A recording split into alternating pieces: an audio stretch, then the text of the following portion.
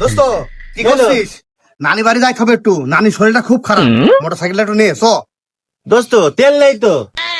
এই হাট, যা যাবে না তো, মোটরসাইকেল তেল নেই। যাইতে তেল ফুরে যাবে, তেল পাওয়া যাচ্ছে না এমনি কোনো জায়গায়, তেলের খুব সংকট।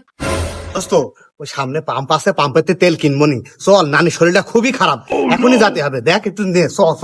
আচ্ছা ঠিক আছে, তো তেল ফুরে যায় পথের মাঝে আচ্ছা, তুই ঠেলবি, ঠিক হ্যাঁ, আছে? দেখবো নি। আচ্ছা ঠিক আছে, দেখছি। তুই আগে গাড়ি হ্যাঁ। স্টার্ট দে তো।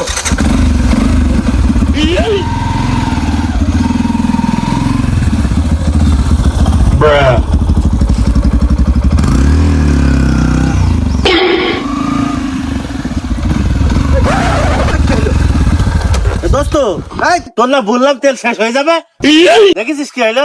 এখন কি করবো? দোস্ত তাহলে এবার কি হবে? এবারে কি হবে মানে, তুই গাড়ি ঠেল, তারপর নানি বাড়ি যাবো। ঠেল, আমার গাড়ি এই, চালাতে পারবে না। ঠেল আগে ঠেল। এই। তোর না বলেছি তেল নেই, তেল ফুরে যাবে। তেল তোর গাড়িতে একটু তেল নেই, এত দাম একটা গাড়ি চালা, একটু তেল থাকে না কেন গাড়ি? ওরে ভাই, তুই যে বলছিস তেলের যে দাম, কোনো জায়গায় তেল পাওয়া যাচ্ছে না, তুই জানিস এটা?